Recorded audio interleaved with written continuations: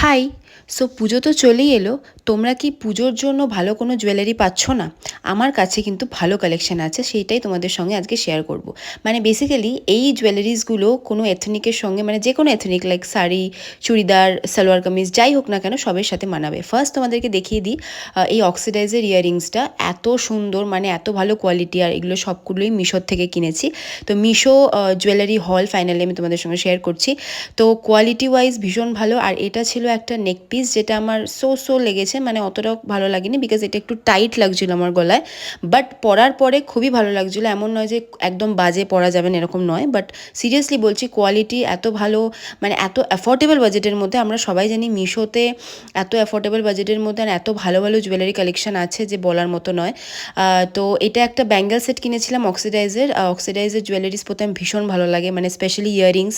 তো অনেক দিন পর না এত জুয়েলারি শপিং করলাম, যেগুলো আমার কাছে ছিল পুরনো হয়ে গেছিলো, সেগুলোই পরেছিলাম।